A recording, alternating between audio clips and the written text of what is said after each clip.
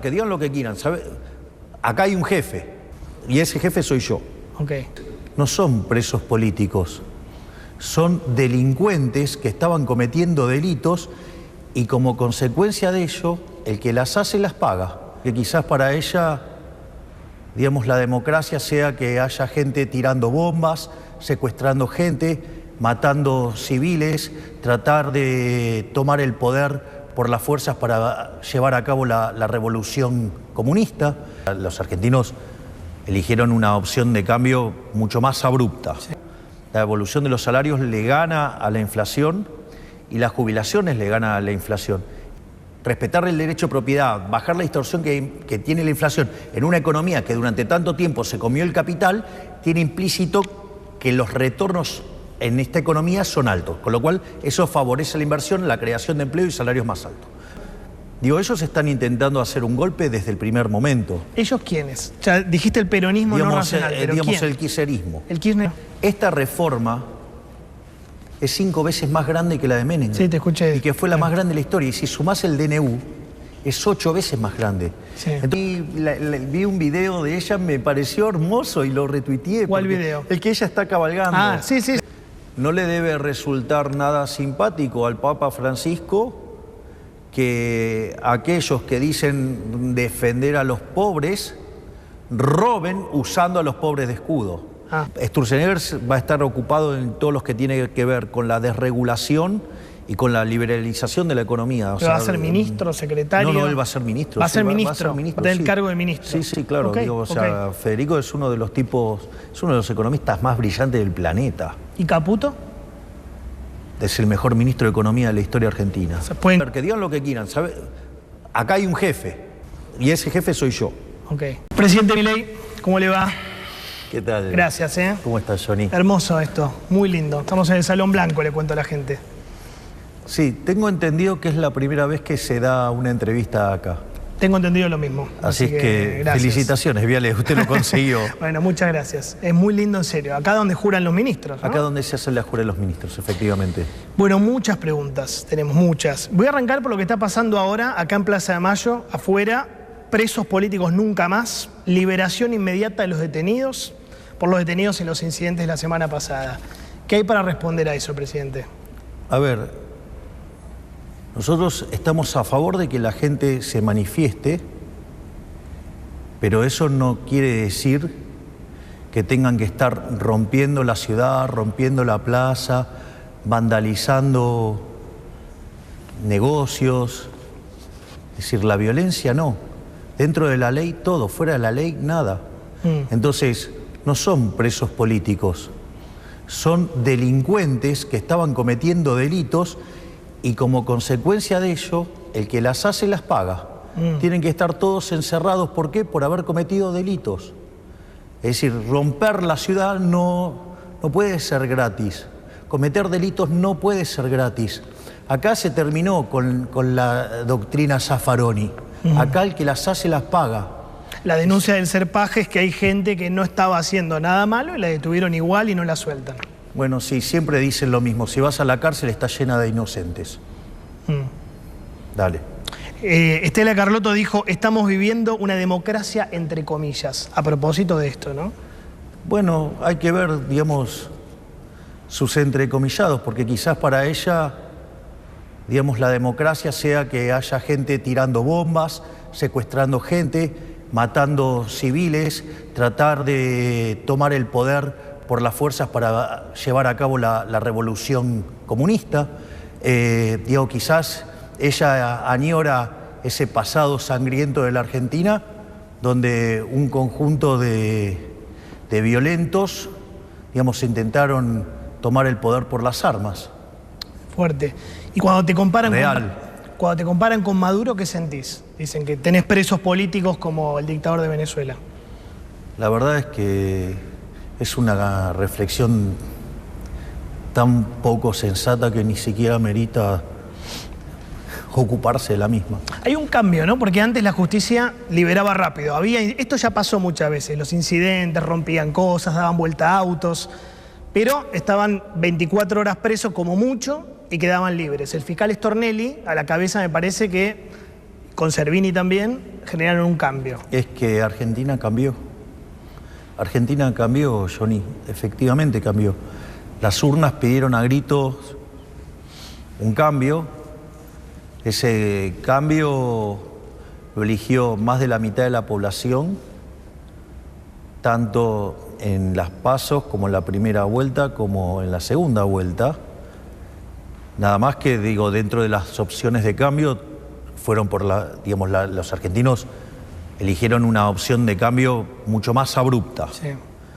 Y nosotros, la verdad que hemos asumido con 3 mandatos, básicamente, que era el tema de bajar la inflación, poner en funcionamiento de nuevo el aparato productivo, o sea, porque hacía más de 11 años, 12 años que no crecíamos, en términos per cápita estábamos 15 abajo, y poner la calle en orden. Y bueno, todo esto está sucediendo porque hoy se conoció el dato de inflación mayorista, que es del 3,5. Nosotros 3,5. Cuando asumimos la inflación mayorista era 54%, que eso anualizado te da 17.000. ¿Y ahora anualizado? 50. Quiere decir que bajamos en 5 meses la inflación del 17.000 al 50. 50 es horrible. Sí, es muy alto. Queda mucho por hacer, pero venimos de algo que era 17.000. Perdón, 3,5 mayo adelanta que la inflación de junio va a ser. ¿Está bien preguntado eso? Sí, es una buena forma de ver que hacia adelante ¿Cómo sería junio? la inflación tendría que venir para abajo. De hecho, todo lo que tiene que ver con la inflación núcleo, es decir, corregida por estacionales y por los regulados, la inflación viene en cero. Cero. Y la inflación... Los indicadores de alta frecuencia muestran eso. Pero en general, la inflación general de junio, ¿para vos a cuánto está?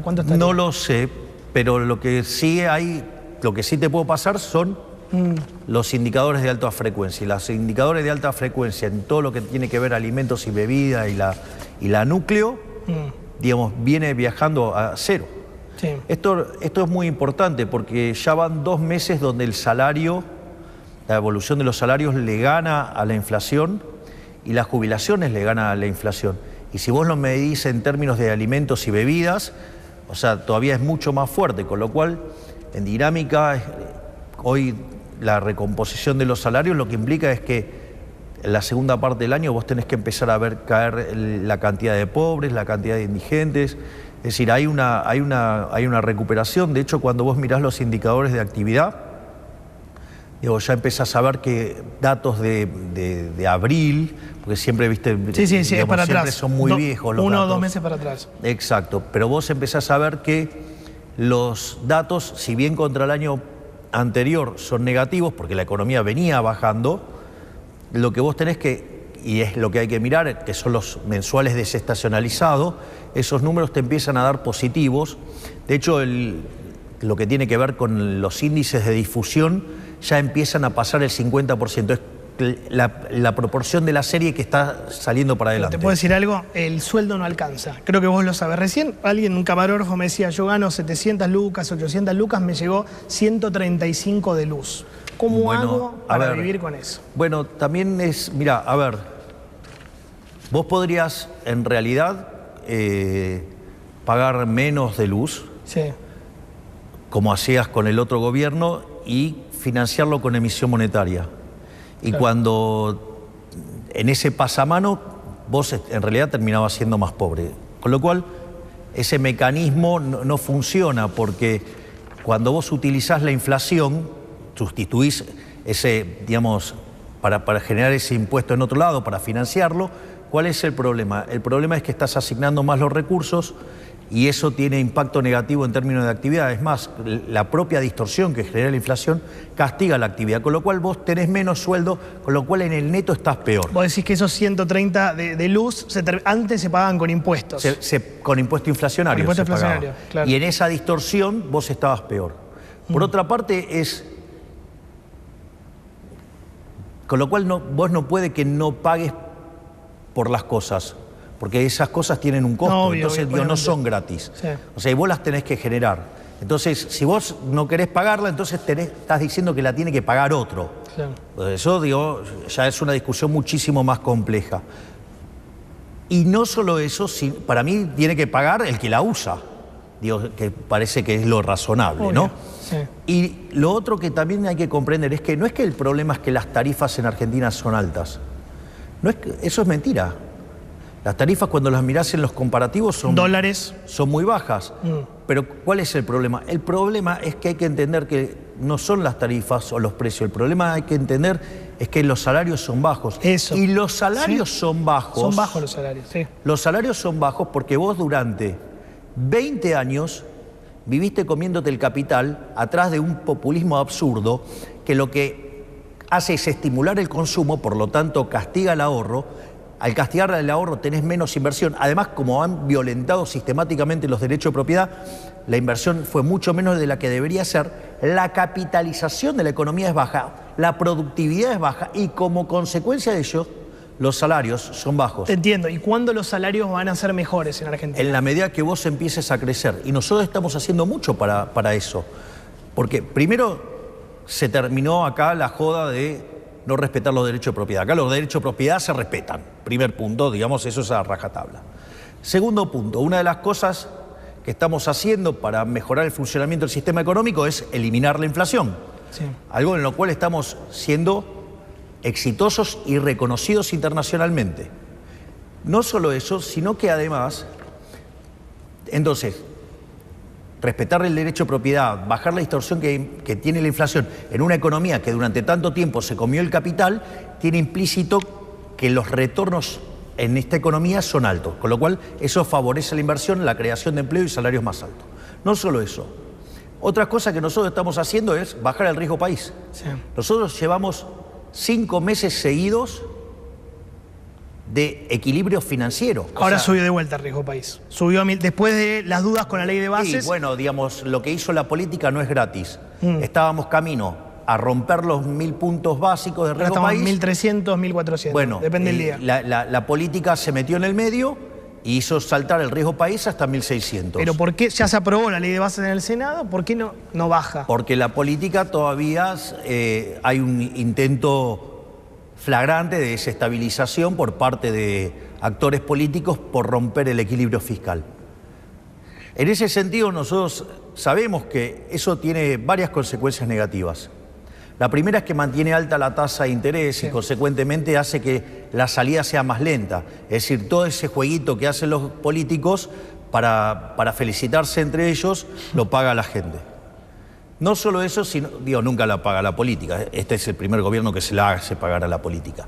No solo eso, sino que además esa suba de la tasa de interés te hace que te caiga la demanda de dinero y por eso, digamos, te saltó el tipo de cambio y por eso, tenés que la inflación, digamos, va a hacer una pequeña pausa en su descenso y después va a volver a descender. Sí, en junio va a subir un cachitito. Puede ser que quede estable. Que quede estable, que queden 4, 4, 4. Que tengamos que pagar los efectos de todas las cosas que hicieron, digamos, los políticos en las cámaras. Ok. Alberto Fernández, expresidente en X. Tratar de terroristas a quienes se manifiestan en contra de la sanción de una ley, muy dañina a mi juicio, es inadmisible. O sea, no podés tratar de terroristas a la gente. Que le pregunte al hombre que le quemaron el auto, a ver qué opina. Al periodista. Sí, claro, que mire las imágenes de lo que fue ese día. Lo que pasa es que, claro, puede ser que para personas con intenciones golpistas y con abstinencia de poder... ¿Lo decís por Alberto Fernández? Por el peronismo en general, la parte, digamos, no racional, ¿no? A Macri también le tiraron 14 toneladas de piedra. Bueno, o sea, ellos intentaron hacer lo mismo. Ellos están intentando hacer un golpe desde el primer momento. ¿Ellos quiénes? O sea, dijiste el peronismo no racional, pero digamos, ¿quién? el kirchnerismo. ¿El kirchnerismo?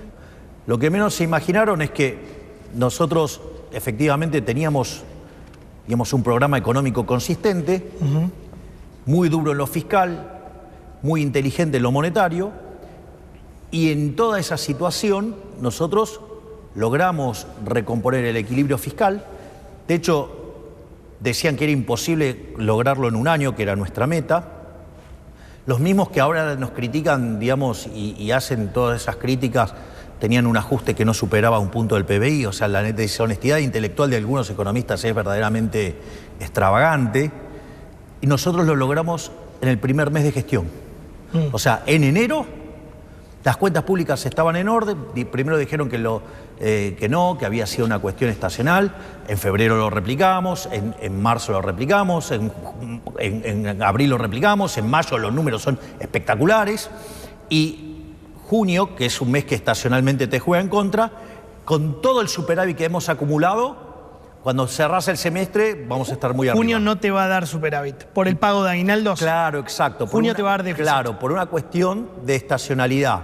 Okay. Pero cuando vos tomás el semestre, digo, vos tenés estacionalidad de las cuentas. Okay. Lo que importa es, digamos, en el semestre... Pero vuelvo al tema del golpe o el supuesto golpe. El senador Cuader, que es peronista, dijo, la consigna era que explote todo, se rechace todo, estoy hablando de la ley de bases, porque al otro día el país se iba a disparar con corridas bancarias e iba a entrar en una crisis peor. Lo dice Cuader. Bueno, pero te lo están confesando. Digo, que esa es justamente la vocación de los kirchneristas. Y nosotros... ¿Se caía la ley en un momento? Mira, nosotros sabíamos que estaba para que quedara empatada. Estaba 36-36. Sí, nosotros teníamos conciencia de ello, eso ya implicaba que nosotros ganábamos la votación, eso nosotros lo teníamos. ¿Y vos le dijiste claro. victoria desempatá vos? Mira, a mí vos sabés que les cuento cómo funciona, quizás la gente no sabe. Yo me podría haber ido de viaje. Sí. De hecho, te ibas de viaje. Claro, yo me iba a salir a las 9 de la noche. A Italia. Sí, y a mí me pareció que, digamos, si yo me iba, quedaba presidiendo la Cámara Abdala. Sí. Entonces iba a votar como senador, quedaba empatado y después iba a desempatar. Sí. Pero me pareció que era lindo que Victoria estuviera ella en un momento tan importante para la historia argentina, porque esto va a implicar desde lo normativo el cambio en la Argentina. Para que te des una idea de lo importante de esto, mira, esta reforma es 5 veces más grande que la de Menem. Sí, te escuché. Y que fue la más grande de la historia. Y si sumás el DNU, es 8 veces más grande. Sí. Entonces... Pero vos decidiste que Villarruel desempate. Entonces, pues podrías haber dicho, no, me voy, que quede Villarruel a cargo del Ejecutivo. Yo hablé con Guillermo Francos y le pedí que me diera un estimado de a qué hora. O sea, a mí eso me implicó, digamos, una carga de 6 horas distintas sobre mi cuerpo. Sí, llegaste más tarde. Para llegar a Italia, pero para mí era muy importante que Victoria tuviera ese momento, o sea... Porque se especula mucho sobre tu relación con ella, que tiene buenos momentos, malos momentos, que ayer estuvo en Salta y los diputados libertarios se fueron. Pero de vuelta, de hecho... A mí vi un video de ella, me pareció hermoso y lo retuiteé. ¿Cuál video? El que ella está cabalgando. Ah, sí, me pareció, claro. Pero en Salta. Sí, me pareció un video hermoso. Y bueno, no sé, dicen estas cosas, yo no sé de dónde las sacan. Dicen que vos tenés miedo a que ella esté atrás de un golpe, digamos, y entonces, ¿para qué le voy a, digamos, me hubiera subido al avión y que votara Abdala? Si total... ¿Confías en ella? ¿Y qué hizo? A ver, ¿qué hizo? Votaba en contra de un escándalo. Bueno, la gran Cobos te hacía. Bueno, ¿y qué hizo? Votó como tenía que votar. Y me paré, y aparte, digamos, cuando hubo que bancar la parada, la bancó. Entonces, entonces se la pasan creando fantasmas que yo creo que lo hacen como parte de tratar de desestabilizar al gobierno. O sea, creo que es parte de la runfla golpista. Capítulo La Iglesia y el Papa. Un lío esta semana y la pasada. ¿La Iglesia está jugando política? Así te lo pregunto. ¿Está jugando políticamente? Cuando ves las misas, militantes, el Papa con Kicillof. A ver, yo tengo... No creo que toda la Iglesia sea lo mismo. No, claro. Entonces, hay partes que sí juegan activamente, hay partes que no. Mira, yo... te diría que hay gente que se arroga la representación del Papa y no la tiene. ¿Por Grabois? Yo creo que no solo Grabois. A ver, te estoy tratando de entender. Digo, me parece que no le debe resultar nada simpático al Papa Francisco que aquellos que dicen defender a los pobres roben usando a los pobres de escudo. Eso es un nivel, eso es una perversión muy propia de la política y que no es monopolio del peronismo. Eso lo está diciendo por Grabois. No solo por Grabois. Estoy hablando ahora, Dios, esto, digamos, lo que voy a decir es más general y vale para muchas partes de la corporación política que tienen negocios aledaños a la política, donde toman una causa noble, promueven que esa causa sea apoyada por el Estado y después crean un montón de kioscos. Y cuando vos vas a atacar al kiosco, entonces, ¿qué te dicen? Insensible, no querés esto, odias a los pobres, lo cual es toda una mentira. Claro. En realidad el problema es que le estás quitando el curro y están pataleando porque le quitas el curro. Y eso no solo obedece a esferas del peronismo o de la política social nada más. Tiene que ver por dónde ande el gasto público. ¿Y vos decís que eso al Papa no le gusta? ¿O te habrá llegado esa información? Obvio que no le gusta. Que usen a los pobres, digamos, para... Bien, pero él, yo te entiendo, pero él se sacó la foto con la bandera de Aerolíneas. Me parece que... El día de la ley de bases. Digamos, yo... Puede también tener una opinión distinta, ojo, ¿no? Porque en algunas cosas tiene una opinión distinta. Entonces, bueno, también es válido. O sea, entonces hay gente que tiene, digamos, o sea, yo no comparto muchas cosas, pero bancás la opinión distinta del Papa, del que sea. Pero entiendo que pueda pensar distinto. O sea, y lo de las misas militantes, que viste, la patria no se vende en 2 iglesias importantes de la ciudad. A mí me parece que no es el ámbito, pero esa es una opinión mía. De vuelta, pero nada, digamos, no me parece que sea el ámbito, no creo que un ámbito espiritual sea un ámbito para la política, pero nada, tiene que ver con mi forma de vivir la espiritualidad y hay gente que la puede vivir de otra manera. Entonces, yo no lo haría, yo no participaría, pero tampoco afecta mi derecho a la vida, ni a la libertad, ni a la propiedad, con lo cual... Libertad. Claro, es decir, digo, te puede gustar más o menos, muy bien, pero yo no lo haría así, yo no vivo mi espiritualidad de ese modo, pero hay gente que lo quiere hacer, bueno, no sé, no me parece, pero de vuelta, no le jodió la vida a nadie, ni la libertad, ni la propiedad. Entonces... El tema del choreo, la corrupción a los pobres, ahí salió una denuncia del fiscal Marijuán al expresidente Fernández por usar políticamente las pensiones para discapacitados, que es un tema aberrante si es así, ¿no? En 2003 había 80.000 pensiones por invalidez, 2023 terminó en 1.215.000. Se supone que ese segmento de la población tiene una determinada representación y por una cuestión de grandes números es un número bastante estable. Sí, bueno, acá hay un salto fenomenal. Cuando vos mirás la tasa de crecimiento de las pensiones y lo comparás contra el número de la población, me parece que hay cosas raras y hay que mirar, ¿no? Es decir, aparte, digamos, cuando vos mirás los números, tenemos números peores que países que tuvieron una guerra. Entonces, claro, es llamativo. Es llamativo, ¿no? Es llamativo. Grabois dijo, en la oficina del presidente, allá, hay mucha frula y ginebra, son un pabellón del Borda. A ver. Bueno, es la opinión de Grabois, ¿qué le voy a hacer? O sea... Vos viniste varias veces a... Sí, frula, digamos, frula creo que es droga, me parece que bueno, por eso, digamos... Ginebra, no sé. Ginebra, qué sé yo. Digamos, lo que está tratando de decir es drogo, como que... no tomo alcohol. Claro. Quizás para él eso sea una locura, qué sé yo, no sé. ¿El gabinete cómo está? ¿Sturzenegger va a entrar al gabinete? Sí, la idea es que Federico entre. Lo que sucede es que estamos... Primero que yo estuve afuera. Sí. Segundo es que estamos definiendo las funciones, porque lo que hay que comprender es que cambió la naturaleza de la jefatura de gabinete. Sí.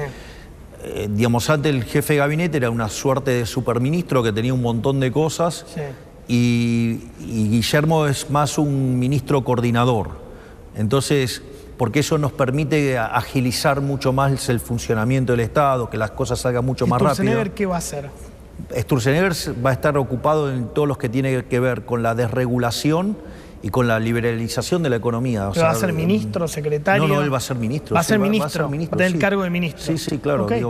Federico es uno de los tipos, es uno de los economistas más brillantes del planeta. ¿Y Caputo? Es el mejor ministro de Economía de la historia argentina. O sea, pueden convivir tranquilamente. Sí, claro, de hecho... Leo notas, dice Sturzenegger, está peleado con Caputo. Mirá, a ver, que digan lo que quieran, ¿sabe? Acá hay un jefe. Sí, Karina. Nada, mentira. Sí, bueno, sí, digo, sí. Pues digo, y ese jefe soy yo. Ok. Y además soy economista. Entonces, nadie va a violentar los logros de Toto. O sea, nadie. Es decir, usaría un término un poquito más vulgar y grosero, pero... Usalo. ¿Cuál es? Nadie le va a tocar el culo a Caputo acá. ¿Quién le quiere tocar el culo a Caputo? No me importa, le corto la mano. Wow. ¿Está claro? Te pusiste fuerte. O sea, entonces, ¿por qué? Digamos, porque la relación simbiótica que yo tengo con Caputo, digamos, no está, ¿hay digamos... gente del gobierno que le quiere tocar el culo a Caputo? No, nadie. Digo, cuando vos mirás el gabinete, la reunión del gabinete, es un bloque sólido. Digamos, el compromiso, digamos, es de todos. Y entonces, no me van a tocar a ningún ministro. O sea, y... A Petovelo casi la hacen renunciar, estuvo ahí, está? Está. Ah, ok, listo, dale. Sí, pero pará, vos sabés que lo de Petovelo fue bravísimo, ¿no? Bueno, pero el punto es, ¿qué hacemos? ¿Bajamos la bandera de pelear contra la corrupción? No. Es decir, porque es muy cruel lo que le han hecho a Petovelo, ¿no? Pero ¿sabés cuál es el problema? Sí. Es que estamos eliminando curros y los que manejan los curros, Dios, se sienten tocados. Además, digamos, no hay que olvidarse que la provincia de Buenos Aires da pauta. Sí. Entonces pone mucha plata y obviamente para torpedear al gobierno nacional. Bueno, digamos, son las reglas de juego, ¿qué se le va a hacer? Yo sé que la pasó mal Petovelo y que estuvo cerca de renunciar. Me consta eso. Bueno, pero ella sabe que yo no le iba a soltar la mano. Ahora, vuelvo a lo de Caputo, ¿no? Fausto Espotorno, un economista, qué sé yo, muy reconocido, dijo, el programa de Caputo es de transición. Después vendrá uno más mileicista. ¿Qué significa eso? Yo leí la declaración de Fausto. Sí. En realidad nosotros estamos saliendo del infierno. Sí.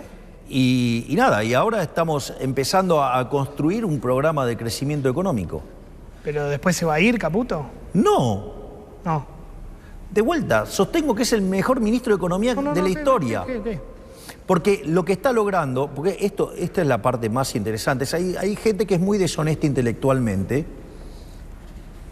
porque si vos tomás la caída de la inflación de los mayoristas contra, digamos, del 17.000 al 50, quiero ver quién tuvo semejante logro. Pero al margen de eso, hay otras cosas. Los grandes programas de estabilización exitosos de Argentina antes tuvieron una mega crisis inflacionaria. Por ejemplo, la convertibilidad antes tuvo 2 hiperinflaciones. Sí. ¿Y eso qué hizo? Licuó las tenencias de saldos reales y por ende, digamos, vos tenías mucho para rebotar en términos de demanda de dinero, lo cual te facilita mucho la estabilización. No solo eso, hubo expropiaciones, llámese el Plan Bonex.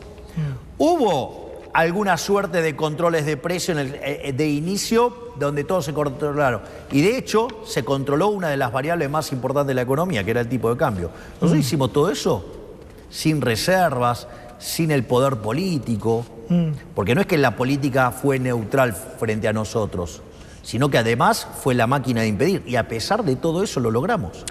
Mondino, ¿algún cortocircuito? Hubo también versiones de que se va... A ver... La Cumbre de la Paz era un evento importante. Sí. Y mientras que yo estaba declarando, estaba mi hermana y ¿quién más? Mondino. Listo, dale, se acabó la discusión. Escuché, Scioli, Demian Reidel, Gerardo Huertin. No, se queda Mondino. Pero de vuelta. ¿Qué hacía ahí? ¿Estaba de adorno? No, yo pregunto porque son... Digo, pero esas dos sillas, ¿quién crees que determina quién se sienta? Ok. ¿Y quién estaba? Mondino. Listo, dale. Se queda Mondino. Tema Alperovich. Ahora son las... En esto estamos grabando, son las 5. A las 20 se conoce el veredicto en la causa por presunto abuso sexual. Del ex va a ser a las 8, 9, cuando ya estemos poniendo al aire la nota, va a ser algo muy fuerte. Digamos, no me meto con la justicia. O sea, ok. Digamos, esperemos que falle la justicia. Entiendo. Y que sea justicia. Sí, Espinosa está procesado, ¿no? Por abuso sexual. Que se haga justicia. ¿Sentís doble vara con ese tema? Bueno, digamos, la Argentina está llena de doble vara por todos lados, ¿eh? O sea, todo el tiempo, o sea, y esa es una de las cosas que hay que desterrar. ¿Por qué te peleas con periodistas de vuelta? Leí un tuit de ayer enojado con Longobardi, Lanata, Tenenbaum, Novarecio. ¿Qué pasa ahí? No, digamos, ahí la pregunta es, ¿vos me podés criticar? Sí, de hecho te critico. Bien, ok. ¿Yo no te puedo contestar? Sí, claro. Y te hago una pregunta. ¿Y si yo, digamos, encuentro que estás mintiendo y te lo digo? Sí, está bien. Ok. El tema es del respeto. Creo que vos lo sabés. Nunca le falta respeto, de vuelta. Sobrado, todo eso, ¿no? Bueno, digamos, si hay alguien que se siente tocado, por algo será. Ok, pero ¿qué ganás vos peleándote con periodistas? Pero de vuelta, y si, digamos, muchos de los que mencionaste, digamos, me han calumniado, injuriado, han dicho cosas aberrantes, han dicho cosas que sabiendo que eran mentiras, se enganchan y se montan en esas mentiras. Ok. Y entonces, ¿qué digamos? O sea, que ellos son una casta superior. No hay nadie sagrado en Argentina. Digamos, que ellos pueden decir lo que se les antoje y vos no podés contestar. Sí, que podés contestar, claro que sí. Porque además, a diferencia de otros, yo lo hago desde el llano, porque yo no involucro al Estado. A diferencia de Sánchez. A diferencia de Sánchez. Es decir, si vos decís algo que yo considero que está mal, yo te contesto y te doy los fundamentos. No es que te contesto con una dominen. Es decir, ha pasado un montón de veces de periodistas directamente mintiendo y yo tener la información y ponerla a disposición para que quede claro eso está que estaban bien. mintiendo. Tal periodista se equivoca por esto y por esto y por esto. Exacto, digo, que son las veces que yo lo hice. Sí. O sea, eso es por un lado. O sea, cuando tengo el elemento probatorio de que están mintiendo, voy y lo aporto. Eso no está mal. Bueno, el tema es el respeto, ¿no? Y yo entiendo que hubo toda una época mía en la cual yo usaba un lenguaje áspero. Sí. Y también es cierto que desde que me involucré en la política, me acomodé a las reglas de juego y yo no, digamos... Porque sos el presidente. No he utilizado, digamos, ese tipo de expresiones. Entonces, digo, ahora, aún si las usara, siempre igual lo hago desde la posición del llano. No uso el aparato represivo del Estado para perseguir... Como hizo Sánchez con este periodista español. Claro, pero digamos, o sea, porque ahí hay una cuestión no menor. Eso pasó lo mismo que cuando fue que el cobarde mandó a todos sus ministros a insultarme. ¿Quién es el cobarde? Sánchez. Digo, arrancó con digamos, del transporte y después, como yo no le respondía, muy cobardemente mandó a las mujeres a agredirme para después tildarme de misógino. Como no contesté después, entonces ya se sumó él. Ahora, digo, entonces la pregunta es, porque está avanzando sobre la libertad de expresión, o sea, está claro que es el modelo de Maduro el que está aplicando. ¿Qué pasaría si yo hiciera eso acá? ¿Qué diría toda la banda progre?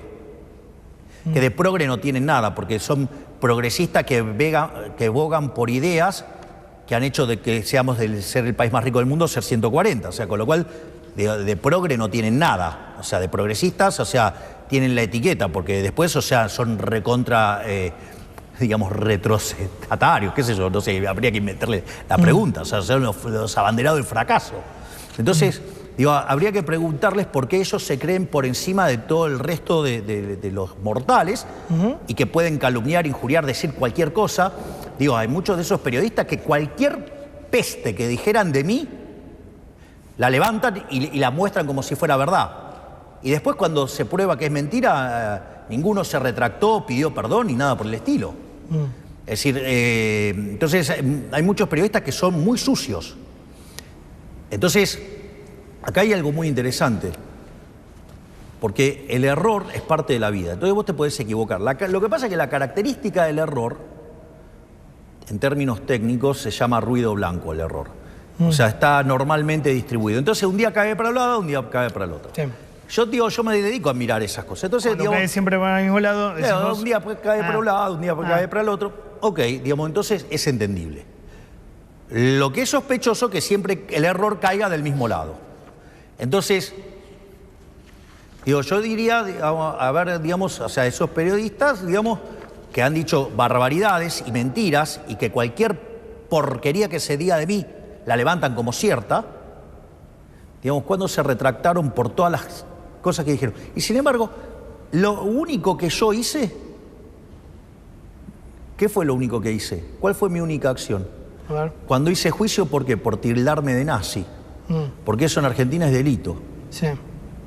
Y me parece que eso de tildar de nazi... No, eso no. Ah, bueno, pero hubo gente que lo hizo. Eso no. Y sin embargo,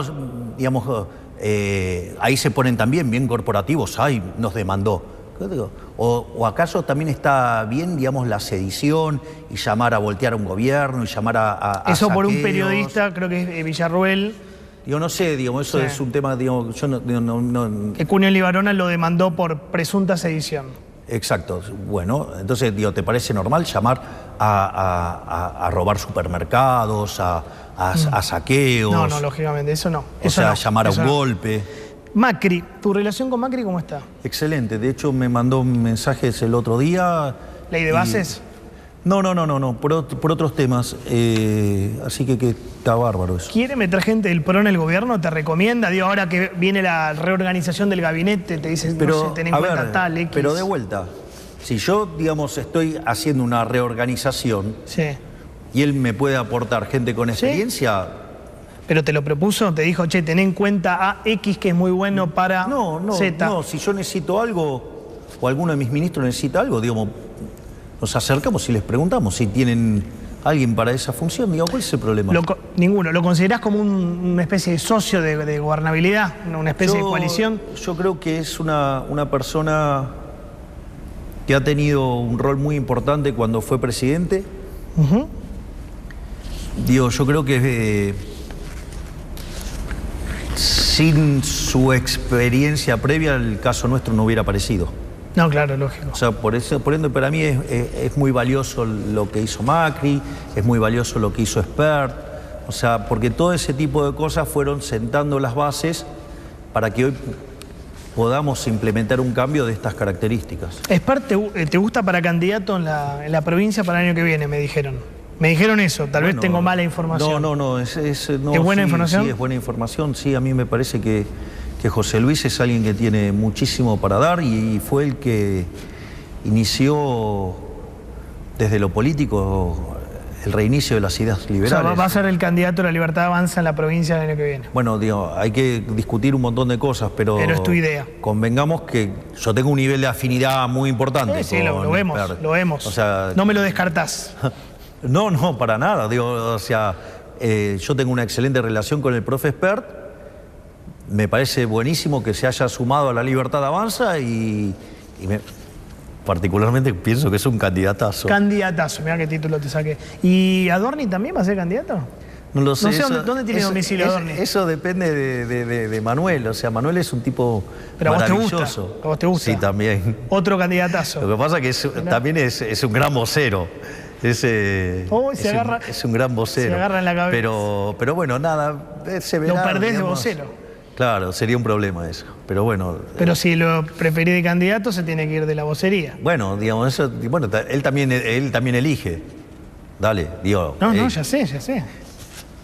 Tienen que elegir entre los dos. Autoaumento de diputados 80%. Martín Menem y la casta. ¿Por qué?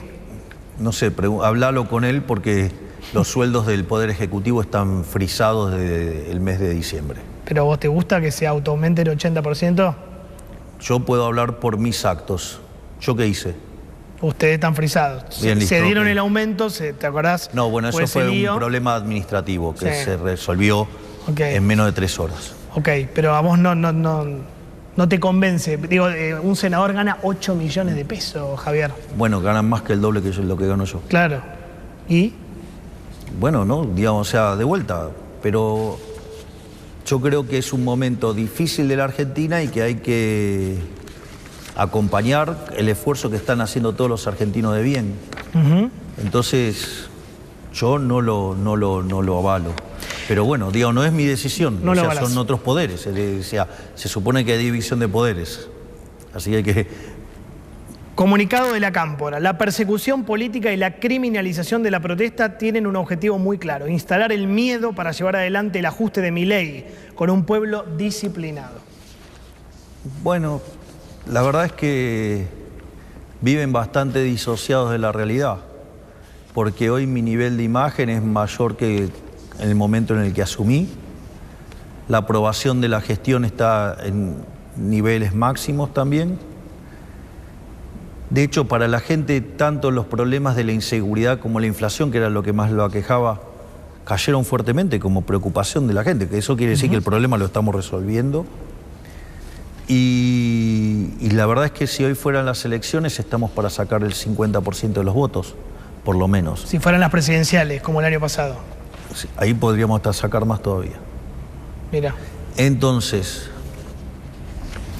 el problema de estos muchachos es que están viendo que está funcionando y que, claro, y que si funciona, no vuelven más.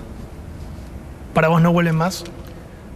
No hay que cantar victoria. O sea, el partido termina no en el minuto 90, cuando el referí pitó el último... Y digas así porque estabas contento con el dato de la inflación, pero me fijo ahora, si me permitís. Creo que el dólar cerró 1.300, el dólar blue. Mira, me voy a fijar ahora en vivo. Cerró 1.305. ¿Te preocupa eso? No, no, porque el problema es que como vos todavía no tenés un mercado de cambios libre, vos compras dólares de modo indirecto, vía bonos. Sí. Y los bonos tienen dos elementos, tienen la propia dinámica del bono y después tenés el tema del dólar. Entonces, cuando vos, por ejemplo, tuviste todo el ruido que se causó desde los diputados de cierta parte de la oposición, digamos, tratando de romper el equilibrio fiscal. Bueno, eso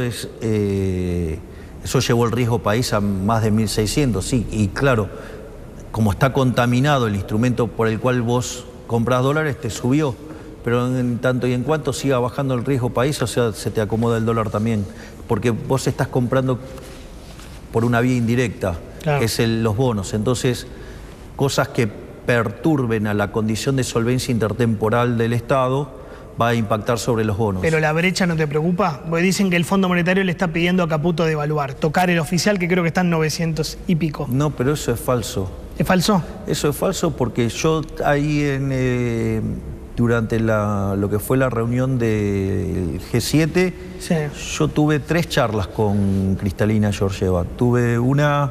Más bien ingresé a la sala donde estábamos exponiendo, que fue una charla muy interesante. Después, la otra charla que tuve con ella fue cuando hicimos la foto de familia. Sí.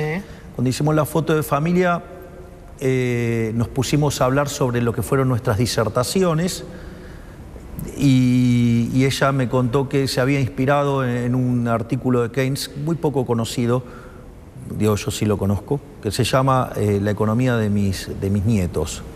Digo, donde Keynes hace una suerte así de interpretación futurística. Y después sí tuvimos la bilateral, y ahí donde básicamente hablamos de los contornos que tendría que tener un nuevo programa para firmar con el fondo, que básicamente es un programa destinado a poner la economía a crecer. ¿Va a poner más plata al fondo? ¿Va a haber un nuevo desembolso, un nuevo acuerdo que implique más dólares? Mira, en principio hay que diseñar el acuerdo, y hay que llegar a un acuerdo. Se ha hablado de 8.000 millones de dólares. No, yo no hablé con ella de dinero.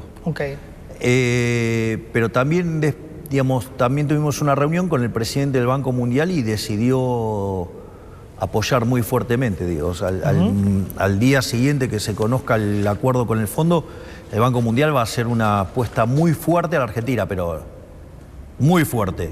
Ok. Decime una cosa, de las reuniones, ¿cuál fue la que más te gustó con los presidentes?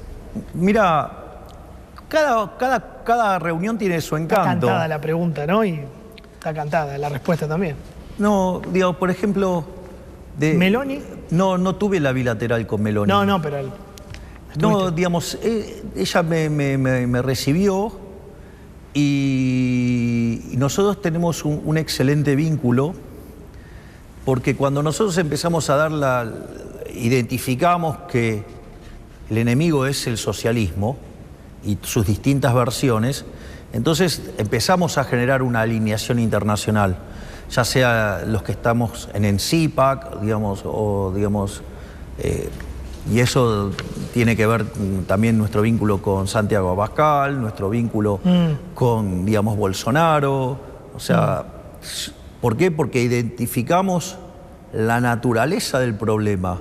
Entonces damos esa batalla y cuando empezamos a dar esta batalla éramos muy poquitos. Claro. Bueno, ahora la suerte nos está acompañando, entonces toda esa situación adversa en la que nosotros nacimos generó mucho espíritu de grupo. Vos sos un tipo que ve las redes, ¿no? ¿Te gustan las redes como a mí, como a muchos? Bueno, está bien, pero yo no me voy a montar en la fantasía de la gente. Hay una fantasía de la gente, es un problema de la gente, no es un problema mío. Ok. O sea, ¿Viste los videitos que armaron? Sí, pero está bien, es un problema, digamos, de la gente, no es un problema mío. Yo no me voy a hacer cargo de lo que la gente le pase. Con eso, digamos, o sea, yo te explico de dónde viene, porque si vos me ves, también tengo una relación, digamos también con Abascal, de mucho afecto con Santiago Abascal, tengo una relación de mucho afecto con los Bolsonaro, o sea, entonces digo, ¿qué quieren inventar? Digamos, o sea, nada, se quieren ilusionar, hagan lo que quieran, o sea, no pasa por ahí. No pasa por ahí. Y después otra reunión que también fue muy interesante, fue muy divertida. Nos encontramos en un pasillo con Macron. Sí. ¿Y? Sí, bueno, fue muy divertida la reunión. ¿Por qué divertido? No, porque me invitó de nuevo para ir a París y voy a ir. Yeah. Entonces le dije, bueno, pero vos me dijiste que me ibas a llevar a ver al Olympique de Marsella. Me dijo, bueno, entonces lo arreglamos y vamos. Así y voy a ir a París para lo que son la apertura de los Juegos Olímpicos. Ok. Así que me comprometí en eso y... ¿Te jode los que te critican de, che, viaja mucho Milei, que se quede un poquito más acá, con los quilombos que hay en Argentina? Mirá, eso es muy gracioso porque... Yo fui uno de los que dijo eso, dije, che, bueno, Milei viaja mucho. Bueno, está bien. Contestame. Mirá, yo hago mi trabajo y viajo las veces que considero que son necesarias para trabajar. Sí. Ahí hay un tema, te voy a contar, todo el mundo sabe, yo trabajaba en Corporación América por cuestión de trabajo yo tenía que viajar mucho. Y una de las cosas por las cuales yo dejé de viajar mucho era porque yo sufría mucho con los viajes. Perdía peso, la pasaba muy mal. Algo que, digamos, más o menos bajó un poco cuando apareció el FaceTime. Y entonces podía, digamos, en ese momento solo tenía Conan. Y podía ver a Conan por el FaceTime. Pero, digamos, o sea, yo dejé de viajar, digamos, y eso me implicaba un daño económico enorme a mí, porque extrañaba mucho a Conan. O sea, imagínate ahora, digamos, que extraño por 5, porque no solo lo extraño a Conan, lo extraño a Murray, a Milton, a Robert y a Lucas. O sea, es una situación, digamos, que no es algo placentero para mí viajar, pero, digo, tengo obligaciones y las cumplo. Y otra de las cosas que hago es que en algunas situaciones donde, por ejemplo, cuando soy condecorado, me parece que eso eleva la calidad de la discusión del país. Es decir, porque aparte quisiera saber a cuántos invitaron alguna vez a estar sentado en la mesa del G7, ¿no? Y hablar un tema tan importante como es el de inteligencia artificial. Entonces, La realidad es que, mirá, no es lo mío viajar, pero lo hago porque creo que con cada una de estas decisiones he puesto a la Argentina en lo más alto. Muchos, por ejemplo, criticaron mi viaje a Davos. Sí. Bueno, mi viaje a Davos fue muy importante. Mirá el impacto que tuvo en Europa y cómo se dieron vuelta las elecciones y hundimos a los pobres progresistas, pobristas. Tengo que cerrar. ¿Te animás 30 segundos a la gente que la sigue pasando mal? Que el camarógrafo que me dijo, decirle que tira un centro a la clase media, decirle que no llegó a fin de mes, decirle que los jubilados la estamos pasando mal. Mirá, hablale a esos. Yo tengo plena conciencia de que estamos mal. Pero también es cierto que cuando asumimos, el 85% de la gente se sentía mal y hoy ese número cayó a 65%. Cuando nosotros asumimos, el 20% de la gente creía que de acá a un año íbamos a estar mejor. Ahora ese número es casi 60%. Es decir, lo que estamos haciendo es pagar la cuenta del desastre de los últimos 20 años, hasta te diría del desastre de los últimos 100 años. Entonces, la diferencia es que esta vez se está haciendo un cambio en serio, en la dirección correcta y de manera contundente. Entonces, y eso lo empezás a ver. ¿Por qué? Porque la actividad empezó a rebotar, porque lo que vos ves es que además los salarios le están ganando a la inflación, las jubilaciones le están ganando a la inflación, la economía está subcapitalizada y hay oportunidades enormes de inversión. Además, o sea, el ahorro fiscal que estamos generando, le estamos devolviendo al sector privado 15 puntos del PBI y eso se va a transformar en ahorro, en inversión, en crecimiento.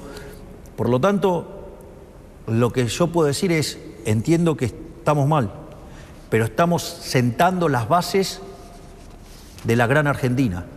Si estamos sentando las bases para que en 40 años digan, mirá, acá estuvo el punto de inflexión de la Argentina. Acá es cuando Argentina cambió y empezó a ser grande de nuevo. Y vos fíjate, hoy estamos en la vanguardia internacional con los temas de inteligencia artificial y eso va a ser un tema no menor para acelerar el proceso de crecimiento y convergencia. Por lo tanto, entiendo lo grave de la situación. Lo que digo es, miremos el contrafáctico. El contrafáctico era 17.000% de inflación, 95% de pobres, caída del PBI de 20%. Mirá esto, en el peor momento del 2002, sí, el PBI cayó 16%. Sí. En el año cayó 19%, en el peor momento, en el segundo trimestre, cayó 16%. Cuando nosotros en el Hotel Libertador, con Toto y su equipo, estaba Toto, estaba Santiago Bausili, estaba Fede Furias, estaba Martín Mutier, o sea, había que buscar el tipo de cambio porque sabíamos que no podíamos abrir, porque de vuelta somos libertarios, no libertontos o libertarados. Y en ese contexto dijimos, bueno, pongamos un precio que se parezca al de mercado. Como estaba la idea del impuesto país, mientras que los economistas decían, los grandes pifiadores seriales, de esa no dice nada los periodistas, digo, porque si hay alguien que le pego es a los economistas, ¿no? ¿Sí? Y les pego lindo y parejo, sí, los vengo atendiendo seguidito. Pero claro, como no es a ellos, ahí ni se enteran. ¿Qué dijeron los econochantas? ¿No? Hay que ponerlo en 600. Que son los mismos que en el mejor de los mundos tenían una hipótesis de inflación mucho más alta que la que tenemos y ahora se quejan del atraso cambiario. O sea, tienen modelos raros, Y cuando nosotros dijimos el tipo de cambio 800 y el impuesto país, o sea, quedábamos parecidos, digamos, al tipo de cambio de mercado, eso fue muy importante, porque eso ¿qué es lo que hizo? Achicó el exceso de demanda de divisas, entonces achicó el exceso de oferta de bonos, entonces el precio de los bonos empezó a subir. Eso, digamos, implicó menores tasas de interés e implicó que la caída en actividad y en empleo y por ende en los salarios reales fuera menor. Entonces, algo que con un ajuste de 15 puntos del PBI, porque entre el Banco Central y el Tesoro llevamos 15 puntos del PBI, el PBI cayó en el primer trimestre 7%, o sea, en el momento que hicimos, sí, y ahora empezó a rebotar. Entonces, mirá cómo una decisión tan cuestionada por los econochantas, digamos, le evitó mucho daño a la Argentina. Y fíjate esto, la mejor política social que vos podés hacer es bajar la inflación, porque eso es una máquina de devolverle guita a la gente. Porque nos afanaban con la emisión monetaria 15 puntos del PBI, Johnny. No es un chiste. En realidad, en el último año, el kirchnerismo emitió 13 puntos del PBI. Eso es una estafa. Una locura. Y nosotros se lo estamos devolviendo a la gente. Entonces, va a tardar, pero vamos por el camino correcto. Gracias, Javier. Gracias, presidente. Un lujo que nos haya recibido acá, este lugar tan hermoso. Muchísimas tan simbólico. gracias. Gracias, en serio. Venite a París. Bueno, me autoriza TN a ir a París, puedo ir a cubrir. Está mi productor ahí. Las Hablale a mi Olimpiadas. productor. Ahí me confirma el productor, me dice que sí. Vamos a París. Gracias, presidente. No, por favor, un placer.